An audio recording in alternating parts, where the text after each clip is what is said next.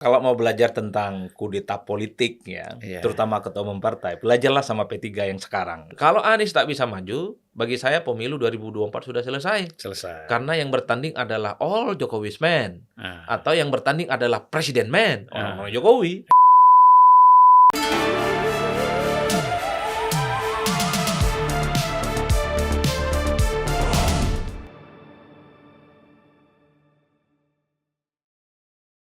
Mas Adi Prayitno, Siap Bang? apa kabar? Sehat ya? Sejauh ini Alhamdulillah lah.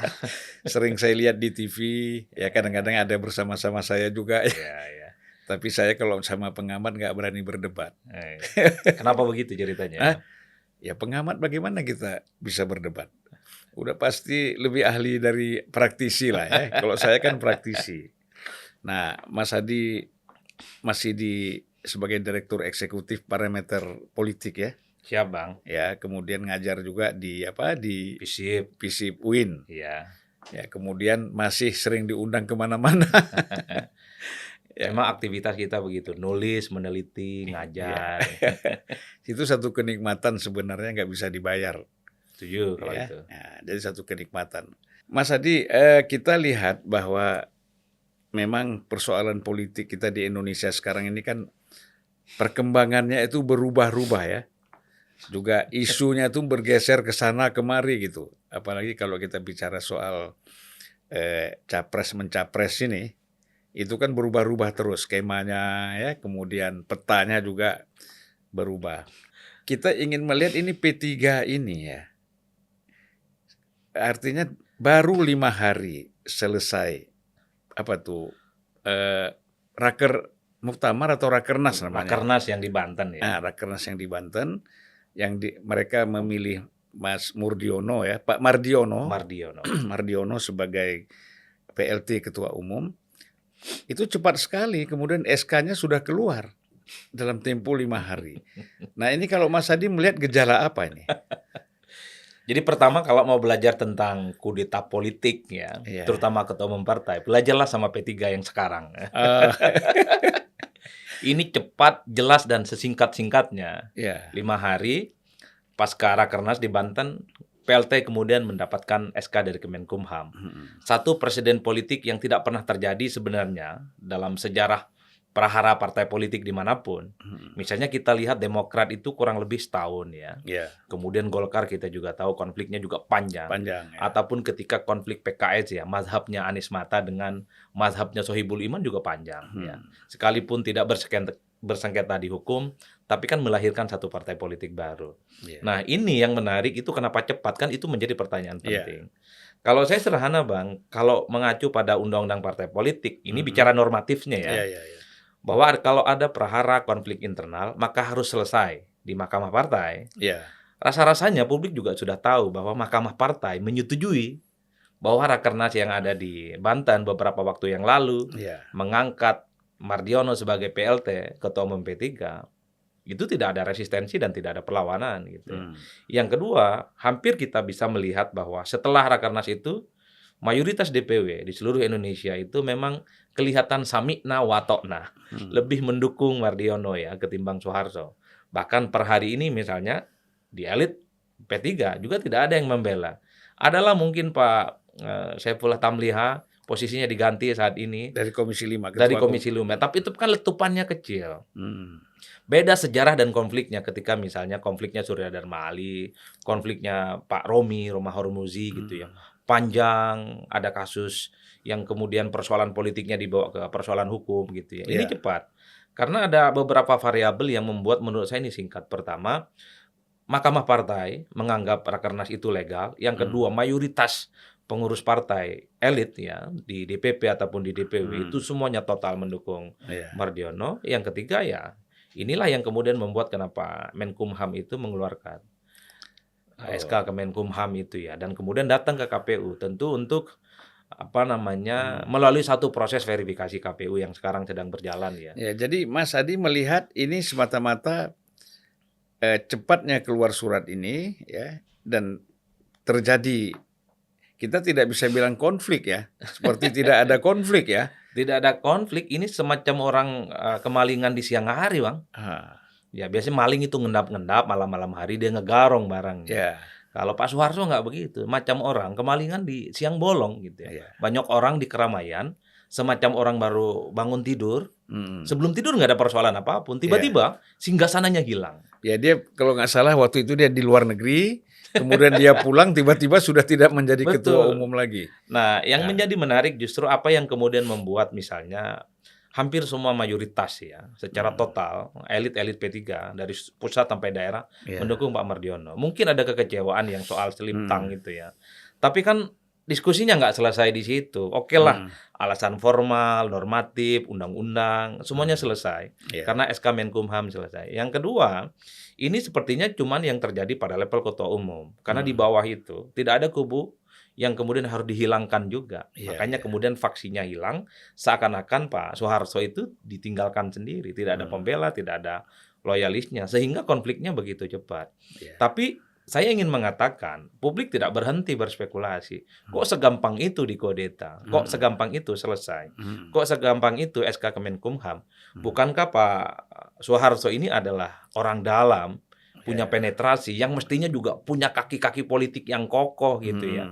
Yang tidak terlampau gampang juga untuk dikalahkan ya pada level perebutan ketua umum. Ada dua asumsi ya, yang kemudian agak berkembang kalau kita merangkum dari pembicaraan publik. Pertama, ya satu lah ya, bahwa memang secara politik Pak Soeharto itu terkesan membiarkan sejumlah kader-kader P3 yang suka deklarasi gitu ya, ataupun pasang spanduknya Anies Baswedan untuk diusung 2024. Padahal kita tahu suasana batin kekuasaan politik saat ini itu kan memang mengharamkan Anies Baswedan sebagai kandidat capres. Itu adalah firm kan dan fake gitu. Semua orang tahu. Tapi P3 sebagai partai koalisional pemerintah, terkesan Pak Soeharto sebagai ketua umum membiarkan itu semua. Kan spanduk balihonya di mana-mana. Nggak usah jauh-jauh. Di Jakarta sudah mulai bermunculan, di Bekasi bermunculan. Sejumlah anggota DPRD ada foto wajahnya dengan Anies mendukung untuk 2024. Secara psikologi politik itu mengganggu tentu saja bagi kekuasaan politik saat ini. Tapi ada asumsi yang kedua, Bang. Jangan-jangan Pak Soeharto ini mulai tidak sadar posisinya yang dipercaya untuk membuat IKN itu established dan kuat. Jangan-jangan komunikasi ke dalamnya itu sudah mulai nggak nyaman. Ya, ada jarak yang kemudian membuat mungkin kemarahan dan ketersinggungan. Sehingga posisinya sekalipun saat itu orang dalam ketika berkonflik, ada Mardiono juga orang dalam, posisi ketua umumnya diambil alih, terkesan dibiarkan sendiri. Tidak ada yang membela, bayangkan. Ini adalah sejarah konflik partai politik pertama di Indonesia, cepat, singkat, dan sejelas-jelasnya. Dan anehnya, tidak ada perlawanan yang ekstrim sampai sekarang. Ya saya kira mungkin ya gini ya, Mardiono ini kan mungkin setahu saya orang yang sangat rajin turun ke daerah, ketemu kiai-kiai, ketemu ulama-ulama. Dia melakukan konsolidasi sebagai ketua dewan pembina ya. Dewan Pembina. Sebagai ketua Dewan Pembina. Nah sementara mungkin Soeharto ini tidak jarang ya. Mungkin ada melakukan itu tapi jarang. Itu kalau kita lihat di internal P3-nya. Tetapi kan tadi yang kedua tadi yang disebutkan bahwa ada persoalan-persoalan komunikasi yang tidak lancar di internal pemerintahan antara Soeharto sebagai sebagai menteri ya. Menteri yang ngurus IKN. Sebagai kepala Bappenas ya. Nah ini ya sebagai salah seorang ketua umum partai politik ya. Saya kira hal-hal seperti ini kan tidak boleh terjadi sebenarnya. Komunikasi yang macet ini ya. Nah itu yang saya sebut tadi. Mungkin posisinya sebagai menteri itu tidak disadari betul oleh Pak Soeharto yang secara perlahan di mana mulai terjadi jarak, ada komunikasi yang tidak selama lancar gitu ya dengan kekuasaan, dengan istana soal posisinya tentang IKN. Karena menurut saya agak janggal ya, Soeharto yang begitu powerful posisinya, Bappenas ngurusin tentang IKN, nggak ada yang bela, Bang, secara politik. Ini menurut saya tidak seperti konflik-konflik partai yang sebelumnya. Tapi mungkin juga ada alasan yang ketiga ya. Kenapa Soeharto itu terkesan ditinggal sendirian? Kalau kita membaca narasi politik kubunya Pak Mardiono terutama, ini semacam akumulasi dari kekecewaan kader-kader dan elit P3 dari Soeharto yang memang underperform, tidak ngurus P3, ketinggalan momentum, tidak pernah bicara atas nama ketua umum partai. Hanya sibuk misalnya sebagai menterinya Jokowi, sebagai Bappenas ngurus IKN. Tapi momentum politik bagi P3 itu nyaris hilang. Tentu ada kegelisahan-kegelisahan dari bawah. Jadi kalau melihat wajahnya Pak Soeharto, banyak orang yang tidak tahu bahwa beliau itu adalah Ketua Umum P3. Padahal yang diharapkan oleh kader P3, Soeharto sering juga dong bicara tampil publik atas nama Ketua Umum P3, merespon isu-isu politik yang cukup sensitif, terutama misalnya ketika ada isu-isu tentang Islamisme, ada khilafah, tentang syarat Islam, bagaimana tentang seharusnya hubungan relasi antara negara dengan para kelompok-kelompok dalam tanda kutip ya, kelompok-kelompok Islam tertentu yang emang agak tegang dengan negara. Tapi itu sepi dan hilang. Bahkan ada kesan di zaman Pak Soeharto ini, basis konstituennya itu sengaja ingin dijarakkan. Karena tiba-tiba Pak Soeharto mainannya isu milenial. Bukan lagi misalnya bicara tentang isu santri, memperkuat basis ulama, kiai, dan pesantren. Puncaknya adalah Pak Soeharto bilang tentang amplop kiai. Itu yang membuat akumulasi semacam gugusan gunung es yang meleleh. Selama ini kekecewaan yang memuncak itu muncul satu momentum politik slip tang itu, keselio lidah. Makanya kemudian ketika walaupun sudah minta maaf ya. Ya minta maaf nggak cukup, namanya orang marah ditumpuk bang. Maaf sih oke, tapi untuk ketum nggak boleh lah kan kira-kira begitu yang terjadi. Jadi Pak Soeharto itu adalah Ketua Umum P3, Partai Islam, basis konstituennya ulama, kiai dan santri, tapi terkesan tidak ngerti kultur agama dan pesantren. Kan itu yang terjadi. Amplop kiai itu kita menyebutnya bisyarah. Saya 10 tahun di pesantren, ngerti betul soal amplop nggak amplop itu. Artinya apa? Pemberian amplop, uang itu isinya uang, sebagai bentuk dan respect orang gitu ya. Karena Pak Kiai ini kan biasanya membimbing anak-anak muridnya itu kan lillahi ta'ala bang. Jadi sebagai bentuk respect selalu ngasih uang. Dan biasalah hampir semua menteri ya, pejabat kalau datang ke pesantren kan pasti istilahnya bawa sangu lah ya. Ya buah tangan. Ya hal biasa itu sebenarnya. Betul. Dan nggak perlu merasa itu bagian dari pemalakan. Tidak perlu itu bagian dari gratifikasi. Toh nggak dikasih amplop sekalipun, Pak Kiai biasa-biasa saja. Mereka bisa menghidupi diri, menghidupi keluarga, bahkan menghidupi ribuan pesantrennya. Karena memang mereka itu seperti koperasi, tanggung renteng. Jadi banyak sumbangan dari masyarakat. Setahu saya, tradisi di pesantren, tiap 6 bulan sekali ataupun setahun sekali, orang tua santri yang datang itu pasti bawa amplop, Bang. Sebagai bentuk penghormatan setinggi-tingginya kepada ulama, kepada kiai yang secara ikhlas membimbing dari anak yang nggak tahu apa-apa, kemudian bisa menjadi besar gitu. Mereka berdiaspora di kampus-kampus terkenal di Indonesia. Bahkan pengusaha-pengusaha yang tadinya belum apa-apa, ketika minta doa kepada kiai menjadi kaya, ya mereka juga bantu kiai atau pesantren kan? Betul, itu yang saya sebut ada semacam bentuk ketersinggungan ya, semacam akumulasi kekecewaan terhadap Pak Soeharto. Yang paling ekstrim tentu P3 ini khawatir bahwa di 2024 itu nggak bisa lolos. Berbagai survei-survei yang kita lakukan sepanjang 2 tahun ini, ya memang ini alarm yang cukup merah gitu ya bagi P3 bahwa mereka ini memang sangat terancam. Angkanya masih 1,5%, Bang. Sementara pertarungan sudah di depan mata. Jadi orang-orang yang selama ini gelisah, P3 nggak dapat momentum, ketumnya nggak ada perform di ruang publik, kemudian ada keselio lidah, ya sudah ini dibabat gitu ya, ada dikudeta dan tidak ada perlawanan apapun. Makanya kalau kita baca per hari ini, ya tidak ada yang membela Soeharto.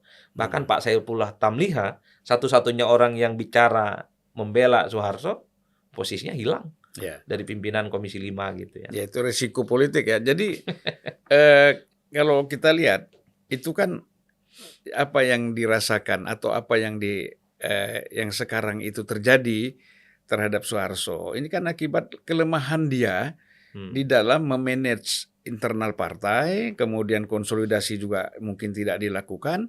Akhirnya ya kader-kader itu seperti tadi, kok tidak ada sama sekali suara, ya satu DPC aja misalnya kita katakan, atau wilayah misalnya mendukung dia kan. Betul. Nah, itu yang saya sebut bahwa komunikasi politik ke grassroots-nya juga bermasalah.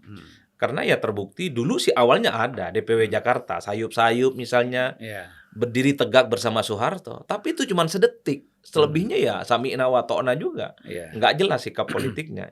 Ini menunjukkan bahwa kekecewaan yang bergemuruh di level grassroots, struktur di level pusat, kabupaten dan kota, terkonsolidasi memang berharap gitu ya, bahwa Soeharto memang harus diganti. Itulah yang menurut saya ya Pak Soeharto itu dikudeta, di siang bolong, prosesnya cepat dan ditinggalkan sendiri. Ini yang saya kira harus menjadi pelajaran penting bagi siapapun, karena ke depan potensi konflik itu sangat mungkin terjadi pada partai politik manapun, Bang. Konflik ini kan musiman, terutama menjelang pemilu. Seperti Golkar dulu ya. Ada Golkar, ya ini soal dukung-mendukung. Termasuk P3 juga dulu kan. Betul. Menjelang pemilu. Tapi konflik kali ini bukan soal dukung-mendukung capres ya. Ketika Romi berkonflik, kemudian Surya Dharma Ali berkonflik, ini kan soal dukungan kepada Prabowo ataupun Jokowi. Begitupun Golkar juga berkonflik, dukungannya apakah Jokowi dan Prabowo. Kalau ini tidak ada soal dukung-mendukung, makanya agak cepat prosesnya. Tidak ada perlawanan pada level hukum. Nah, yang sebenarnya ingin ditunggu oleh publik, kemarahan Pak Soeharto itu apa bentuknya? Apakah dia akan terus melakukan rekonsiliasi, mengonsolidasi kekuatan politiknya, kalaupun itu ada? Ataukah dia misalnya melakukan perlawanan melalui jalur hukum, menggugat SK Menkumham misalnya, karena itu tidak legitimate ataupun ilegal yang seperti disampaikan waktu awal baru datang dari luar negeri. Kalau itu yang terjadi, maka konflik P3 akan panjang. Minimal seperti Partai Demokrat menghabiskan waktu kurang lebih 1 tahun. Ya. Tapi kalau kita lihat tipenya Mas Soeharto ini kan nggak mungkin melakukan itu ya. Artinya tadi udah kecolongan di siang bolong, ya di siang hari, ya sudah jalan satu-satunya ikut saja menyerah. Nah ini bisa jadi juga ya kemungkinan bahwa Soeharto ini menyerah karena memang dia lihat ini terlalu besar ini dukungan kepada Mardiono ini. Dia sebagai anggota One Team Press ya, kemudian setiap hari bisa duduk di istana. Berkumpul tidak dengan Pak Jokowi aja, tapi dengan banyak orang di sana kan. Nah kemudian melihat ada kesempatan kelemahan terhadap diri Ketua Umum Soeharto ini, ya ini kesempatan mungkin untuk mengambil alih P3 gitu loh. Betul.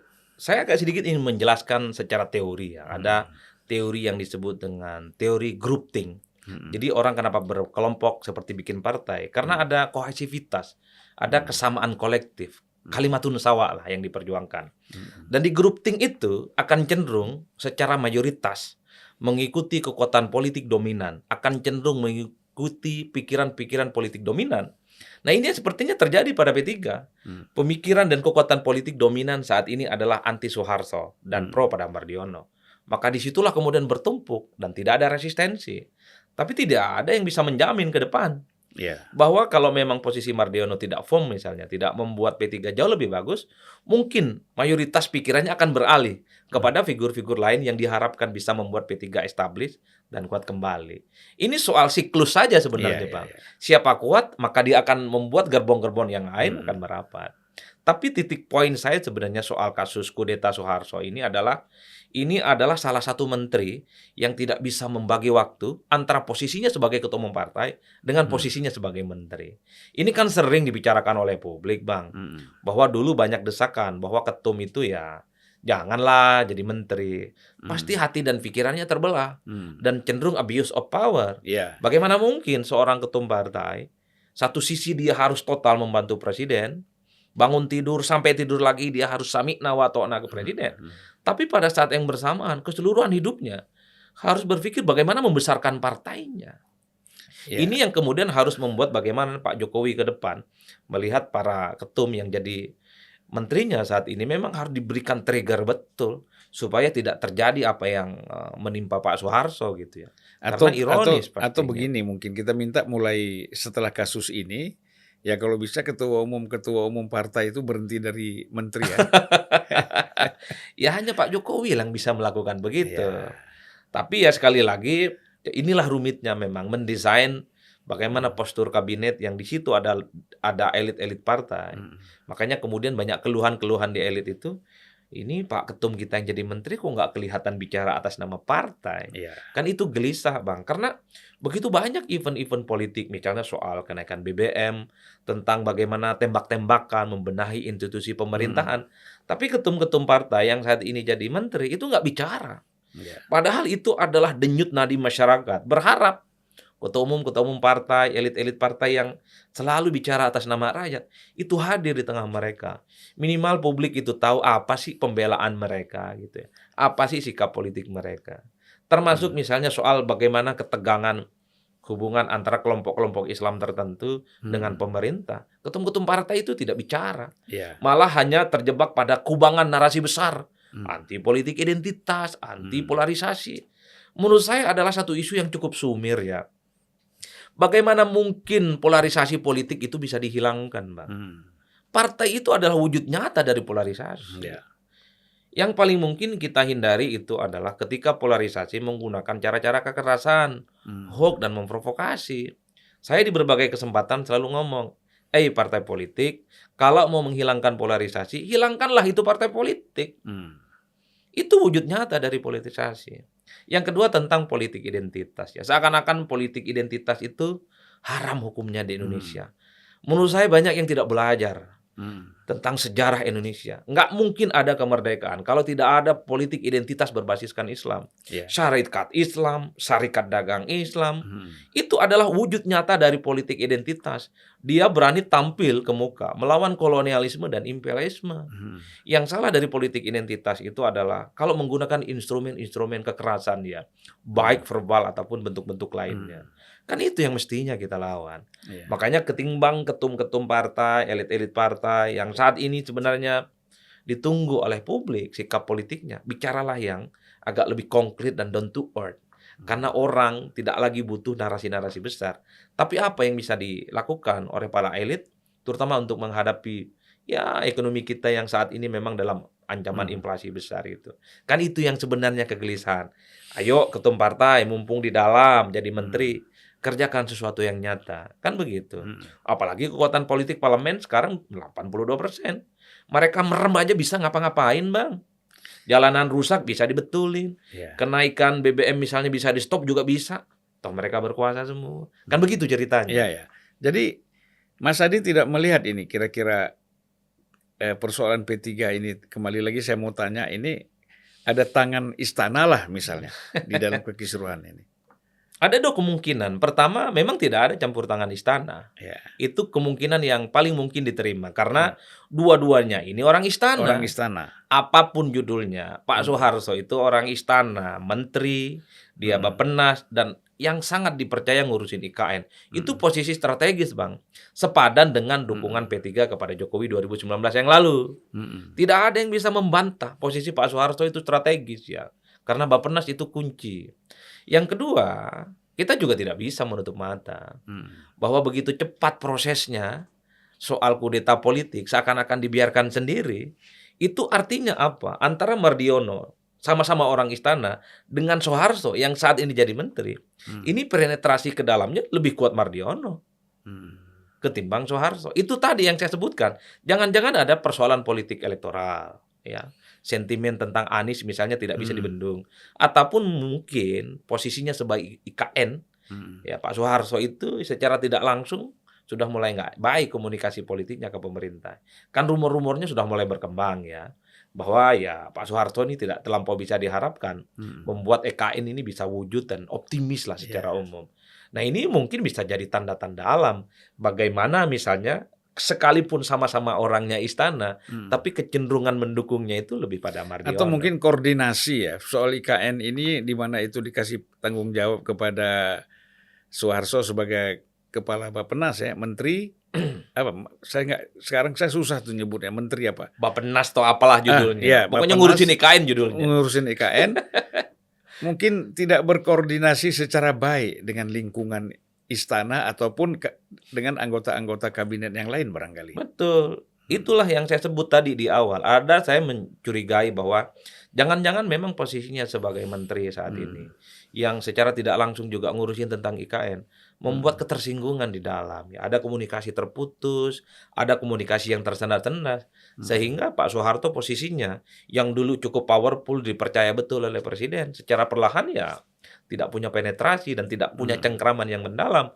Sementara pada saat yang bersamaan kita tahu Mardiono memang secara struktur partai publik juga mengakui rajin turun ke bawah, mantan ketua DPW P3 di Banten, pernah juga jadi calon ketua umum tentu saja. Pengusaha punya uang, orangnya kalem, tidak terlampau ambisius, orangnya to the point. Padahal setahu saya dia itu dulu mantan militer itu. Itu dia. Kan militer ini bekerja senyap, tidak terlampau banyak bicara, to the point, konkret. Makanya setelah ditunjuk jadi PLT, dapat SK Kemenkumham, Pak Mardiono langsung ke KPU, menegaskan bahwa verifikasi faktual yang saat ini sedang proses perbaikan itu berjalan aman, tidak menjadi hambatan bagi P3 untuk tidak lolos. Kan itu yang terjadi. Hebatnya, ini kudeta hanya terjadi pada ketua umum partai, tidak sekjen dan tidak pengurus-pengurus yang lain. Makanya tidak gaduh, tidak ada konflik. Makanya saya tadi bilang, Bang, ini semacam orang kemalingan, sendirian dia kemalingannya, di siang bolong tanpa dia sadari. Gitu. Artinya perencanaan atau rancangan untuk take over ketua umum ini sudah lama ada ya. Cuman mencari triggernya ini apa? Mungkin dari dalam itu bergemuruhnya lama di internal P3. Cuman saat itu belum ada sosok yang dianggap mampu melakukan satu eksperimen politik menggantikan Soeharto. Muncullah Mardiono sebagai jawaban. Pengusaha, dekat dengan istana, one team press, pengusaha punya uang, dan ke-P3-annya ya 45 karat gitu loh, Pak. Ada nih sosok barang. Makanya saya selalu mengatakan pergantian Soeharto ke Mardiono ini semacam eksperimen politik. Apakah ketika Mardiono jadi ketua umum P3, kekecewaan-kekecewaan yang ada selama ini bisa diobati? Misalnya bahwa ke depan Mardiono akan banyak bicara tentang isu-isu politik strategis tuh, terutama bicara tentang keumatan, tentang santri, tentang kiai, tentang ulama gitu, yang selama ini nyaris tidak pernah disinggung oleh Soeharto. Apalagi Soeharto bilang akan mundur posisinya sebagai one team press. Itu artinya apa? All the time, Pak Mardiono akan memastikan bahwa pikiran dan hatinya tidak terbelah kemana-mana, hanya untuk P3.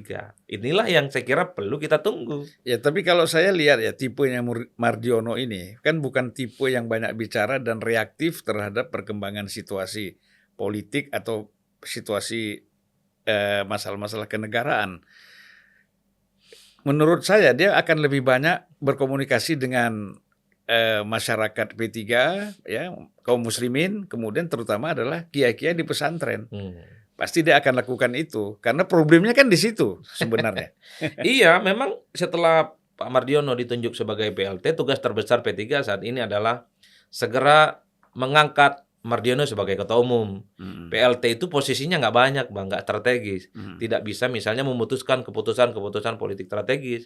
Jadi P3 tinggal tunggu nih, kapan misalnya munaslup luar biasa lah istilahnya, ataupun rakernas luar biasa, memastikan Soeharto bukan lagi PLT, tapi ketum. Mardiono. Maksud saya Mardiono sebagai ketum ya. Supaya keputusan-keputusan politik strategis tentang P3 segera dieksekusi.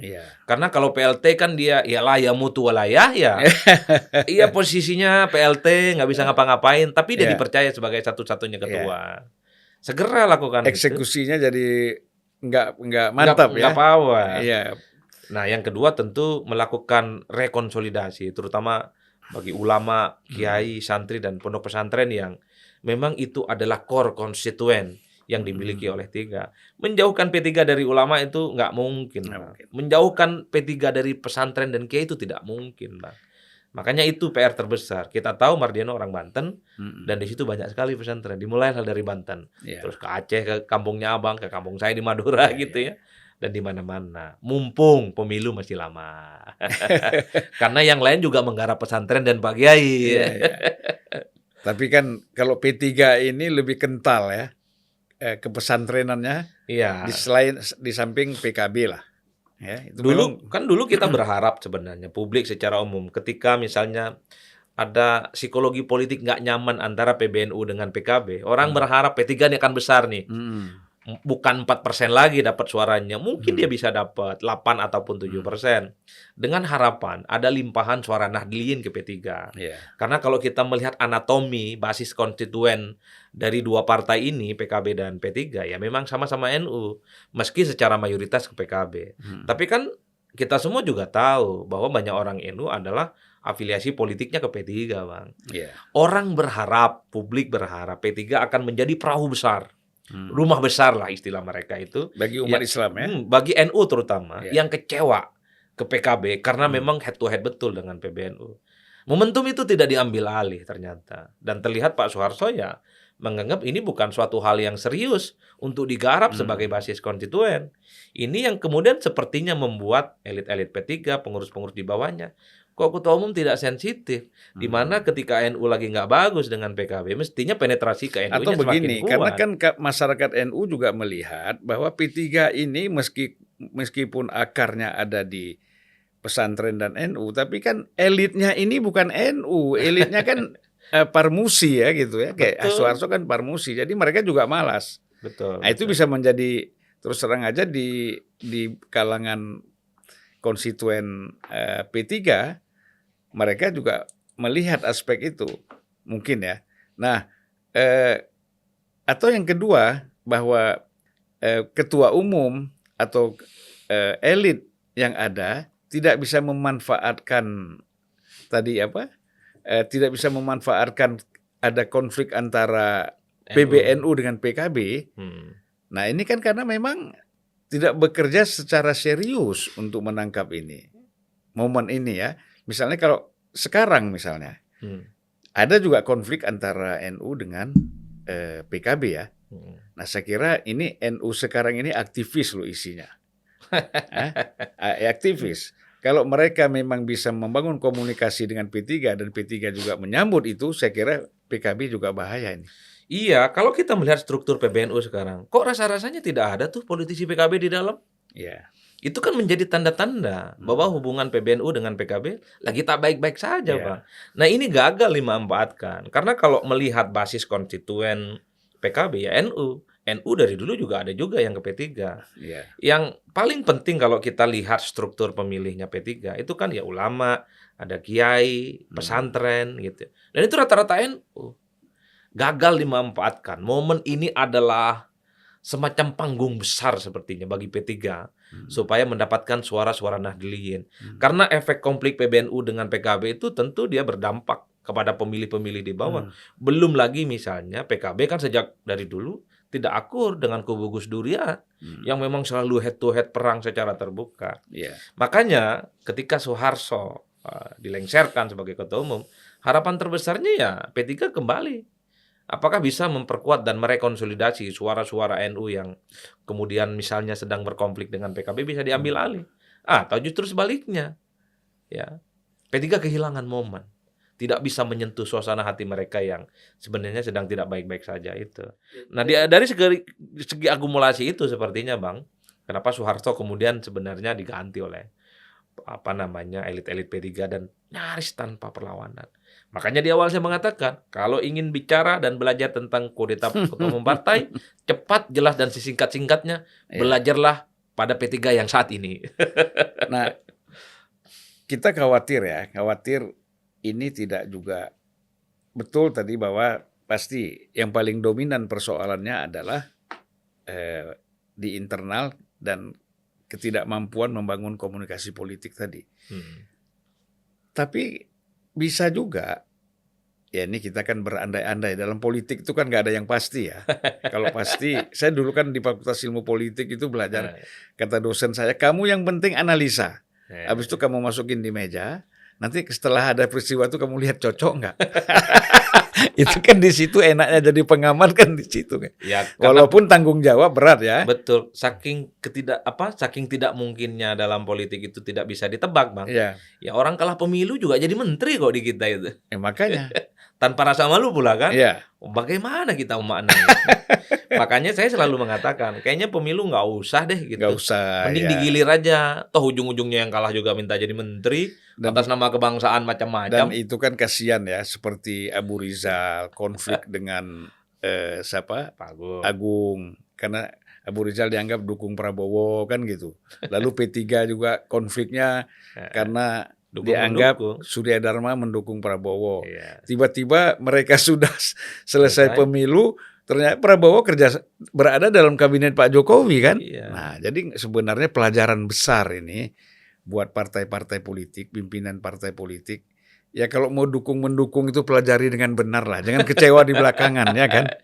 Iya. Bahwa koalisi itu ujung-ujungnya ingin menang, bukan ingin masuk surga kan Bang? Iya. Nah kira-kira ada kaitannya nggak nih? Kan kita dengar bahwa KIB ini dipersiapkan, yang berkembang ini sebelum jauh-jauh hari ya, KIB ini dipersiapkan untuk Ganjar sebagai capres. Nah, ini mungkin Soeharto kelihatan kurang mantap ini persoalan ini, sehingga ya harus diganti dengan yang lebih pasti lah gitu. Gimana Mas Adi? Ya problemnya Ganjar ini menjadi komoditas politik banyak partai. Nasdem juga memasukkan nama Ganjar. Ya. Satu-satunya partai atau dua partai yang tidak memasukkan nama Ganjar cuma dua, PKS dan Demokrat. Selebihnya memasukkan nama Ganjar. Prabowo kan di Gerindra juga nggak masuk ya? Di Gerindra? Nggak ada nama Ganjar. Oh iya nggak masuk, ya ketiga lah. PKB nggak ada ya? PKB enggak ya, tapi secara eksplisit. Tapi kalau ada intervensi kekuasaan yang besar, kok rasa-rasanya juga Gerindra ataupun PKB bisa lah. Apa yang tidak mungkin di negara ini. Tapi terkait dengan pembicaraan Abang, politik kita ini kan seperti rumah kaca ya. Jadi sekalipun elit KIB misalnya membantah bahwa mereka dipersiapkan misalnya untuk Ganjar, tapi kan publik juga tahu di mana-mana, bocorannya kemana-mana. KIB terbentuk tapi sudah bocor di mana-mana. Bahwa ini adalah semacam skoci politik yang dipersiapkan oleh Ganjar, andai tidak diusung oleh PDIP. Karena kan gebukannya ke Ganjar semakin kencang tuh. Karena pada saat yang bersamaan, Puan kan sudah mulai menunjukkan agresivitasnya. Puan ini kan tidak mau juga disebut sebagai orang yang hanya santai-santai, bisa maju dan bisa bertanding 2024. Puan terlihat ingin menunjukkan bahwa ia adalah seorang perempuan pejuang dan juga sangat layak untuk bertanding. Makanya roadshow, mengonsolidasi basis, datang ke ketua umum partai. Ingin menunjukkan bahwa Puan sampai saat ini bukan karpet merah. Dan tapi karena posisi jangan lupa politiknya. Ini satu hal ya, Puan itu aktif sekali melakukan gerakan sosial stunting. Sudah berapa tahun yang lalu itu? Berapa bulan yang lalu ya? Itu juga saya kira upaya-upaya ke situ ya. Iya betul. Puan kan juga nggak mau terus-terusan dianggap hanya sebatas darah biru. Cucunya Bung Karno, anaknya Megawati yang semuanya serba mudah ia dapatkan. Termasuk soal pencapresan. Makanya kalau dilihat resonansi belakangan, setahun lebih lah kira-kira, Puan turun. Medsosnya juga berdenyut. Gitu Iya betul. Datang kunjungan ke berbagai basis-basis konstituennya. Ini menunjukkan bahwa Puan juga adalah sebagai petarung. Kan itu pesan politiknya. Nah tapi pada saat yang bersamaan, semakin Ganjar diserang, semakin dikritik oleh elit-elit PDIP, justru Puan juga nggak naik elektabilitasnya Bang. Makanya wajar kalau kemudian KIB ini seakan-akan dipersepsikan sebagai skoci politik yang memang dipersiapkan andai Ganjar tidak mendapatkan dukungan politik. Tapi kan rumitnya bagi Ganjar kan ya 20-30% basis konstituennya adalah pemilih PDIP. Banyak success story ataupun kisah-kisah yang kemudian mengisahkan banyak politisi PDIP kalau sudah tidak berbaju merah itu nggak jadi apa-apa, Bang. Kayaknya itu juga jadi pertimbangan bagi Ganjar. Saya kira gitu. Dulu ada di Jawa Tengah itu ketua DPD Jawa Tengah itu Mardjo namanya. Itu luar biasa. Powerful. Nah, ketika dia keluar dari PDIP hilang begitu saja. Betul. Kita ingat misalnya Pak Eros misalnya. Ya, ketua DKI. Ketua DPD. Yang waktu itu mau jadi calon gubernur yang juga cukup populer ya. Tapi begitu dia keluar hilang juga gitu loh. Nah, jadi saya kira memang ada keramatnya juga PDIP ini. Keramat. Banyak orang yang keluar dari PDIP nggak jadi apa-apa. Ruth Riningsih, orang hebat dulu nggak jadi apa-apa. Eros Jarot juga hebat, bikin partai nggak jadi apa-apa. Ini ada semacam kutukan yang keluar dari PDIP itu nggak jadi apa-apa, Bang. Kecuali kader HMI. Agak beda.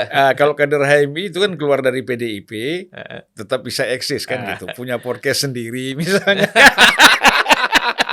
Tapi kan hubungan saya dengan kawan-kawan di PDIP itu kan tetap seperti biasa, ya tidak ada perubahan, sehingga itu membuat kita tenang, tidak ada konflik, karena keluar pun bukan karena ingin melakukan sesuatu ya yang menyakitkan.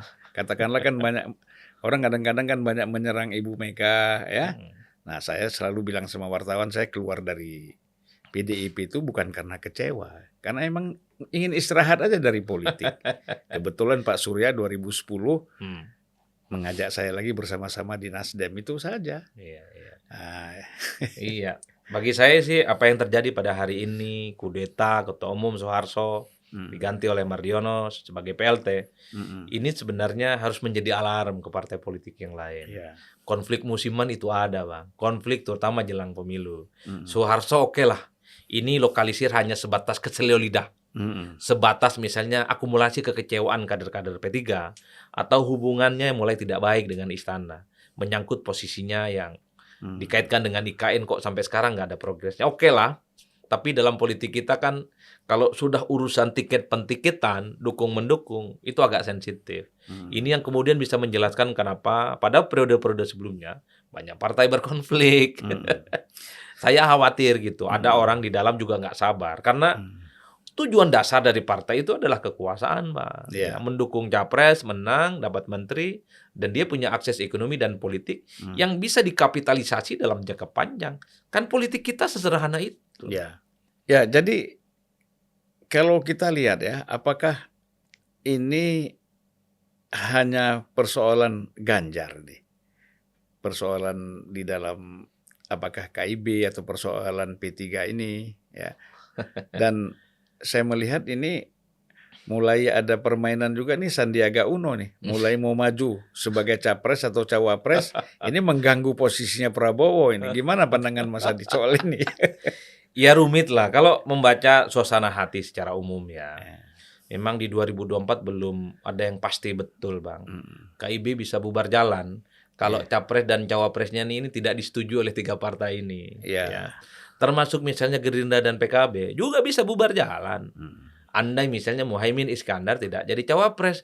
Udah balihonya sejak 2014, Bang. Anda nggak lihat koalisi yang 3 partai Nasdem, PKS, dan saya baru mau ngomong itu. Ini juga belum tentu terwujud. Sekalipun misalnya ada desas-desus dan gosip, sudah ada tim khusus, tim kecil. Tapi kok tak kunjung-kunjung diumumkan ini barang. Tapi Barangnya November ada. katanya. Dulu bilangnya sebulan sebelum Anies lengser. Nah, ini sekarang November, nanti Desember, nanti tahun depan. Nah, itu politik yang serba mungkin juga kan. Bagi saya kalau memang Nasdem cocok lah ya dengan ketiga partai misalnya, ya apalagi yang ditunggu. Ini tahun depan Agustus sudah pendaftaran Pilpres. Kan kalau memperkenalkan capresnya Anies ataupun Ganjar ataupun Andika dari sekarang jauh lebih bagus terkonsolidasi. Jangan-jangan ketiga partai ini belum firm 100%. Kalau Demokrat gabung dengan Nasdem sama PKS bisa tidak AHY sebagai capres karena call-nya tinggi. Karena nggak mungkin juga kan kehilangan momentum bagi Demokrat untuk 2024. Sementara kita tahu suasana hati Nasdem tak mungkin lah sama AHY. Tak mungkin lah AHY minta sebagai posisi gantinya Anies. Kalau cawapres masih mungkin lah. Ya, saya menyebutnya nggak mungkin malah ya. Karena simulasinya nggak masuk, Bang. Kalau dihadap-hadapkan dengan tokoh yang punya popularitas dan elektabilitas tinggi, Anies AHY keok misalnya kalau ngelawan Ganjar sama Sandi atau Ganjar dengan nama-nama lain seperti Ridwan Kamil. Atau ada saran Anies dengan siapa bagusnya itu? Ya kalau Nasdem serius ya dengan Hovifah. Ya. Bagus, Hovifah mewakili perempuan, Jawa Timur, basisnya luas, Muslimat Tapi NU. Prabowo juga mau Hovifah juga kan repot nih. Muhaimin mau dikemanakan, Bang? Ya katanya Muhaimin gampang lah, bisa diajak mengerti aja. Berarti balihonya yang sudah sejak 2014 itu nggak ada artinya dong. Lah itu kan billboard. Billboard itu kan advertising. Karena kalau melihat Imin Capres itu kan sejak 2014, Bang, dan cukup serius. Makanya belakangan kalau kita lihat Caimin selalu ngomong ngegas kan, masa NU cawapres terus kan kira-kira begitu. Cuman kan problemnya ya ngapain berkoalisi dengan Gerindra kalau tidak bisa dijamin sebagai wakilnya Prabowo Subianto. Berarti koalisi PKB ke Gerindra lillahi ta'ala sejauh ini. Ingin masuk surga, Bang. Lillahi ta'ala itu soal jabatannya, soalnya kan, soal pencalonannya. Tetapi kan dalam aspek lain bisa juga tidak lillahi ta'ala. Karena saya sempat dibully ketika mengkritik jauh-jauh hari koalisi Gerindra dan PKB. Bagi saya ini sebatas koalisi kayak orang cinta monyet waktu SD lah, bisa timur dibully habis-habisan. Nah, saya naik kelas ngomongnya dalam tanda kutip ya. Ya kalau begitu ceritanya segera deklarasi, umumkan Prabowo capres dan umumkan Muhaimin sebagai cawapres. Iya. Mereka deklarasi pada level partai, tapi tak pernah nyebut sebagai Cak Imin sebagai cawapres Prabowo. Lah kapan mau dihitungnya kalau nggak sekarang? Makanya PKB itu mestinya jangan deklarasi dulu dengan Gerindra sebelum ada kepastian hitam di atas putih Cak Imin sebagai cawapres. Nah, itu yang sebenarnya. Malah setelah kemarin itu, setelah acara Gerindra Rakernas, Cak Imin mengatakan diri pantas jadi capres pula kan? Betul. Nah, giliran kita bilang PKB berkoalisi dengan Gerindra, koalisinya lillahilah tak diterima. Kita dibully. Lah gimana? Gerindra sudah jelas Prabowo. Posisinya kan nanya siapa cawapresnya. Kenapa nggak Cak Imin sekalian? Bukankah dari dulu sudah ada pengumuman ingin maju? Mestinya jangan deklarasi dulu sebelum ada kepastian. Ya nggak Bang? Itu yang sebenarnya ingin dilihat secara umum. Karena kalau dilihat secara umum, anatomi kekuatan dan irisan politik PKB dan Gerindra itu nggak nyambung Bang. Basis pemilihnya beda banget. Totally different. Beda. Sama dengan Nasdem dengan PKS ya? Iya. Baru sekarang kan mau ketemu kan? Ya gara-gara variabelnya sama. Setuju Anies sebagai presiden, calon presiden. Gitu. Nah kita juga nggak tahu nih Nasdem serius nggak? Jangan umbang-umbang kanan kiri juga ya lama-lama kan? Nah, ya makanya kita harap serius lah. Nah, itu yang ditunggu oleh publik biar ramai juga. Kalau nggak serius nanti lawan kotak kosong dan capres ini kan berat. Ya nggak apa-apa. Siapa tahu kotak kosongnya menang seperti di Makassar kan? Ya, kayaknya begitu ya. Nah ini kan kita khawatir ya kalau kembali ke P3 tadi ya. Saya kekhawatiran ini begini. Apakah ini nanti hal serupa bisa terjadi terhadap PAN gitu lah, bisa jadi terhadap Golkar misalnya, atau partai-partai lain lah, ya kan? Kalau dilihat pasca 2004 sampai sekarang, di mana pemilihan presiden secara langsung terjadi, kan yang bergoyang konflik internalnya kan cuma P3 sama Golkar Bang. Yang lain-lain tidak ada. PKS konfliknya bukan karena urusan pilpres ya, tapi karena bagaimana perlawanan Fahri Hamzah terhadap elit PKS yang dianggap tidak memberikan ruang. Ataupun konflik PAN itu tidak ada konflik sebenarnya. Cuman Amin Rais keluar. Belum ada sejarahnya PAN itu berkonflik, kemudian rebutan kepengurusan, misalnya jatuh ke pengadilan, menggugat sampai Mahkamah Agung, tidak ada sejarahnya. Sejak PAN itu berdiri. Yang sering berkonflik itu memang dua partai ini, Golkar dan P3. Di antara Golkar dan P3 yang paling banyak berkonflik adalah partai Islam ini. Ada juga walaupun kecil, jangan kita nggak sebut lah Hanura kan ada. Ya nggak lolos parlemen, nggak terlampau perlu dihitung. Kalau mau agak dipanjangkan ya ada berkarya. Ada berkarya. Ya. Belum apa-apa sudah perang duluan. Makanya saya kira potensi itu ada ya. Tapi partai-partai ini sepertinya memang sudah bikin border supaya konflik menuju 2024 itu bisa diselamatkan. Makanya saya sebut tadi bahwa persoalan Soeharto dikudeta di tengah jalan, ditinggalkan sendiri di siang bolong gitu ya, harus menjadi pelajaran betul bahwa apapun bisa terjadi di kemudian hari. Terutama kalau dukungan capresnya salah, tidak sesuai dengan selera politik kekuasaan misalnya. Ya tinggal tunggu waktunya saja. Kapan ini akan meletup prahara dan konflik internal itu. Nah, jadi kalau kita lihat dari menjelang pemilu ini ya, mungkin bisa kasih gambaran sedikit mengenai peta-peta partai politik ini seperti apa? Ya bagi saya ujung-ujungnya partai politik itu akan merapat pada calon yang memiliki popularitas tinggi dan diprediksi akan menang 2024, Bang. Karena percuma ada 4 partai, 5 partai, atau banyak partai yang mendukung kalau jagoannya nggak kuat dan diprediksi kalah. Makanya saya sebut KIB ataupun Gerindra PKB ini bisa bubar kok sekalipun sudah deklarasi di mana-mana. Kalau jagoan yang mereka usung itu diprediksi kalah. Jangankan koalisi-koalisi ini, Bang. Koalisinya Prabowo Subianto yang sudah berdarah-darah bersama-sama dibubarkan kok dan ditinggalkan dan Prabowo menjadi bagian dari kekuasaan. Itulah yang kemudian menurut saya menjadi titik kunci. Kalau nanti orang seperti Ganjar Pranowo dapat tiket, kok rasa-rasanya partai-partai ini akan banyak merapat. Entah siapapun nanti Ganjar diusung, syukur kalau dari PDIP misalnya. PDIP banyak senjata pusakanya berarti. Ada Megawati, ada Jokowi, ada Ganjar, dan PDIP sendiri. 4 pusaka, Bang. Yang paling siap menghadapi pemilu 2024. Tentu partai-partai yang lain tergoda dong. Atau misalnya pada seberang yang lain. Kalau Anies jadi diusung oleh Nasdem misalnya, saya kira partai-partai yang menganggap Anies punya daya tarik akan merapat. Ya minimal PKS dan Demokrat lah. Semakin yakin untuk bertanding.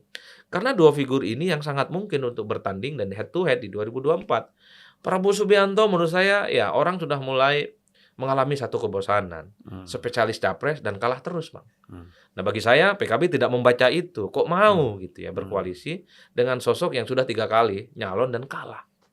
Makanya the end of the day-nya siapapun yang bisa maju, popularitas dan elektabilitasnya bagus, disitulah partai politik itu akan merapat. Makanya koalisi-koalisi ini kan iseng-iseng aja bagi kita. Nanti dilihat lah ya, siapa yang persis seperti Jokowi dengan Prabowo dulu ya. Dan yang paling penting, kalau Anies tak bisa maju, bagi saya pemilu 2024 sudah selesai. Karena yang bertanding adalah all Jokowi's man. Atau yang bertanding adalah presiden man. Orang-orang Jokowi.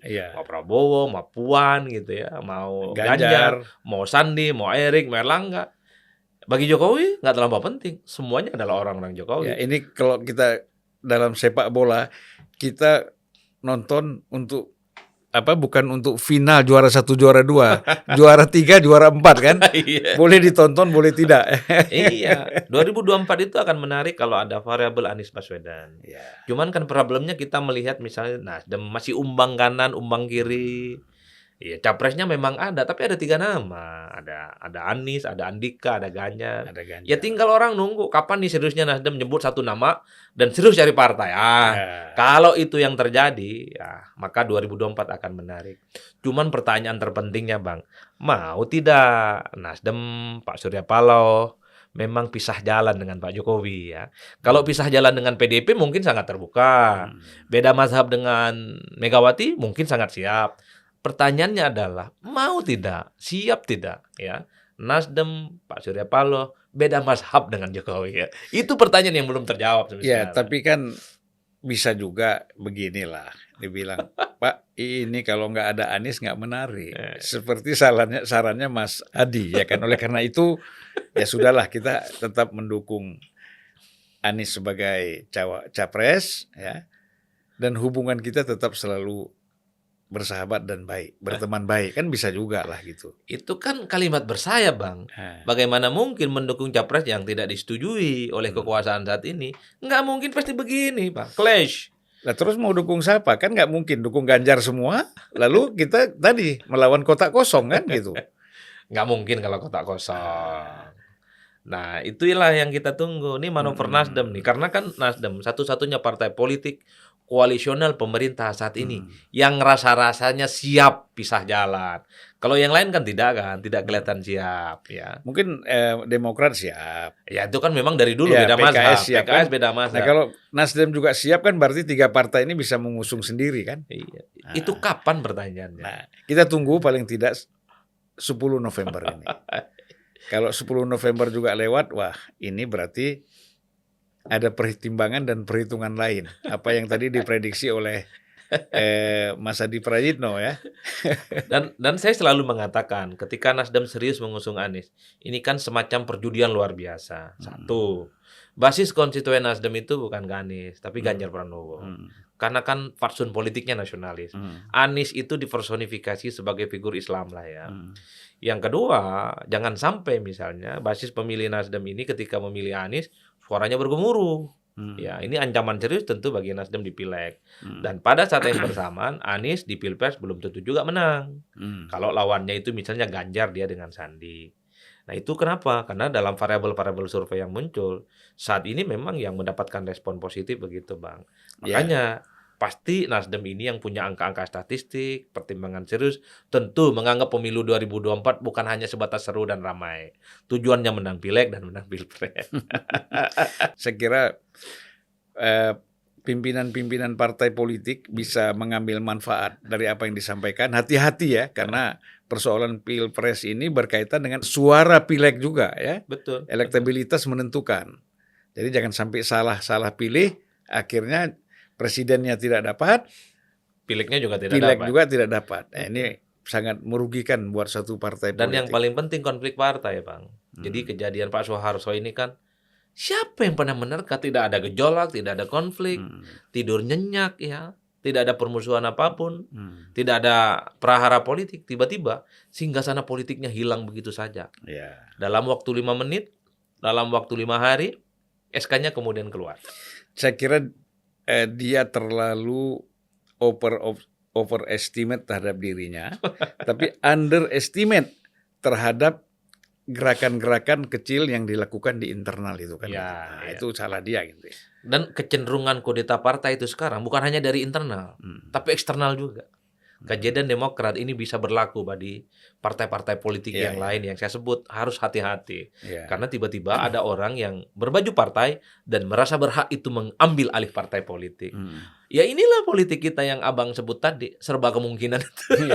Saya kira begini, ini karena orang sudah tidak punya etika lagi ya, etika politik, etika hukum apalagi. Itu semuanya dilanggar, yang penting pragmatisme aja. Saya mau ambil ini, saya lakukan gitu kan. Ini bahaya kalau seperti ini. Etika politik itu hanya indah didiskusikan di ruang kelas, Bang. Hanya nyaman kita baca di teks-teks buku politik. Karena pada level praktiknya, ya etika itu ya dibuang ke tong sampah. Yang ada adalah mengkapitalisasi sumber daya ekonomi dan politiknya, menguasai partai, ikut pemilu, menang, jadi menteri. Selesai. Kan itu saja. Itu, makanya kalau artinya kemuliaan politik itu jadi hilang. Kan gitu. Padahal politik itu kan juga punya kemuliaan tersendiri ya. Untuk tidak hanya bicara kekuasaan, tapi juga bicara soal keadilan, publik, rakyat. Kalau itu hilang hanya untuk mendapat kekuasaan, saya kira ya bahaya sekali. Karena begini Bang, karena hakikat dasar dari partai itu berkuasa. Partai itu bukan majlis taklim yang ingin masuk surga, udah itu aja kuncinya. Dan di Indonesia saat ini partai politik itu adalah satu-satunya instrumen ya, di mana semua jabatan politik, semua jabatan publik bisa dikendalikan. Jangankan yang formal-formal, contoh presiden harus dari partai, dewan dari partai gitu ya, kepala daerah dari partai sekalipun ada calon perseorangan. Mahkamah Konstitusi. Iya, peminatnya sepi ya kalau calon Mahkamah Konstitusi. Kalau ingin jadi komisioner KPU di Komisi 2, mau jadi pimpinan KMK Komisi 3, mau jadi auditor BPK Komisi 10, apa yang KPPU tidak diintervensi? Komisi 6. Betul, cukup powerful. Inilah yang kemudian bisa menjelaskan kenapa begitu banyak orang yang tertarik merebut partai politik, entah dari dalam ataupun dari luar. Apalagi jelang 2024, alasannya banyak. Bisa 100 alasan untuk mengkudeta partai politik. Tidak Islamis lah, tidak Indonesia lah, tidak NKRI lah. Pokoknya ganti, rebut, sengketa, SK Menkumham, sampai berdarah-darah. Yang terakhir, berarti harus hati-hati. Ya, pimpinan partai politik harus hati-hati. Ya, dengan kekuasaan yang dia miliki, itu juga beban buat dia. Dan kapan saja pun bisa dia lakukan intervensi untuk merebut kekuasaannya kan gitu. Saya jadi ingat Bang Napi ya. Dulu kan ada tuh Bang Napi katanya. Oh iya. Jadi kejahatan itu bukan hanya karena niat, tapi karena ada kesempatan dan dukungan.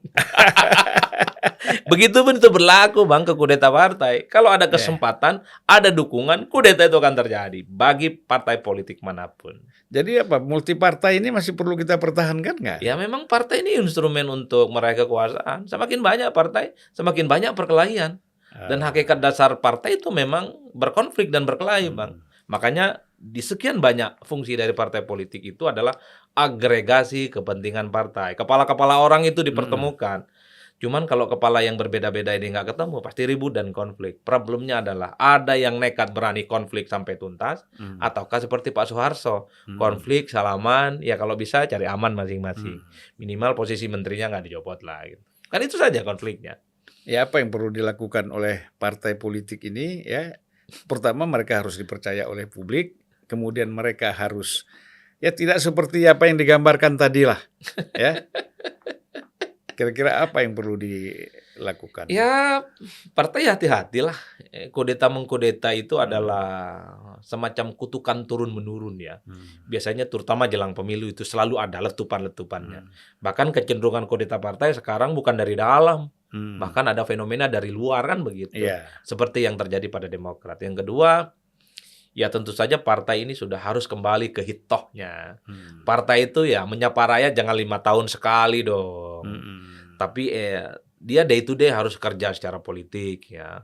selami kesulitan rakyat. Kalau kesulitan ekonomi, tentang lapangan pekerjaan, ya bantulah mereka mendapatkan akses itu semua. Tanpa itu semua ya partai politik itu ya hanya ada di Menara Gading dan selalu akan dibully. Karena kalau kita melihat data-data survei, kan tingkat kepercayaan publik ke partai itu rendah, Bang. 11-12 dengan DPR paling rendah. Padahal kita tahu partai itu adalah satu-satunya lembaga, instrumen yang saat ini cukup powerful, Bang. Jadi di negara ini kalau mau top, mau hebat, ya partai politik. Jadi partai politik itu jangan hanya sekedar pamer bendera-bendera, umbul-umbul ya, simbol-simbol di tengah rakyat, tetapi tidak berbuat sesuatu yang konkret kepada rakyat. Sepertinya elit-elit partai itu memang kesimpulan satu berpartai, hanya untuk dapat kekuasaan, bukan ingin masuk surga seperti Majelis Ta'lim itu, Pak. Kira-kira begitu, Pak. Coba kasih sedikit 1,5 menit saja closing statement yang memang perlu Mas Adi sampaikan. Ya pada prinsipnya bahwa politik kita serba dinamis ya. Menghilangkan partai politik itu tidak mungkin ataupun diserahanakan ya. Dari multi partai ekstrim ataupun menjadi serahana menjadi 4 atau 3 itu nggak mungkin. Karena memang partai politik itu adalah wujud nyata dari denyut nadi begitu banyak kepentingan-kepentingan politik di bawah. Partai politik Islam aja kan terbelah, Bang. Ada NU, ada Muhammadiyah, ada PKS. Ada PKS gitu yang berbasiskan masjid-masjid itu ya. Nasionalis juga begitu, ada PDI, ada Gerindra, ada Nasdem. Itu kan faksionalisasi yang bermuara dari begitu banyak kanal-kanal politik yang selama ini memang tidak terkonsolidasi melalui partai. Bagi saya yang paling penting adalah silahkan kelahi dan ribut, tapi jangan pernah menggunakan kekerasan, jangan pernah menggunakan hoax dan fitnah, karena kehancuran itu dimulai dari berita-berita yang kemudian memecah belah itu. Kalau kita lihat ini sebenarnya PDIP versus Golkar ya. Walaupun tidak secara langsung, kan Prabowo Golkar, Surya Paloh Golkar, ya kan, Hanura itu juga Golkar, kan hampir semua Golkar ini. Betul. Ya kan, latar belakangnya. Ya cuman memang Golkar belakangan cukup mesra dengan PDIP. Ini satu fenomena politik yang menarik, Bang. Dulu biasanya head to head-nya ya antara Golkar dan PDIP, tapi 2014, 2019, bahkan 2024 kok kayaknya dua partai besar ini akan ada adem ayem ya. Justru saya melihat 2024 rivalitasnya itu Nasdem dengan PDIP. Oh gitu ya? Ya kan begitu ceritanya. Jadi yang sering berbalas pantun itu bukan Golkar sama PDIP, tapi Nasdem dengan PDIP. Ya, ini sinyal-sinyal bahwa di 2024 Nasdem memang sepertinya cukup siap pisah jalan dengan PDIP. Siap pisah jalan dengan Istana dan Jokowi. Tinggal tunggu nih apa gebrakannya. Supaya 2024 ya capresnya bukan itu-itu saja. Ya betul. Saya kira politik juga sekali-sekali perlu bersikap berbeda ya. Baik Mas Adi, terima kasih banyak. Bang. Ya, terima kasih. Luar biasa diskusinya. 1 jam lebih. Kita kuras semua pikiran-pikiran Mas Adi ini. Boleh diminum nggak? Oh boleh ini. Atau hanya sebatas. Ini kopi Aceh campur sidikalang. Oh gitu ya. Kali-kali nanti kita ngopi Madura, Bang.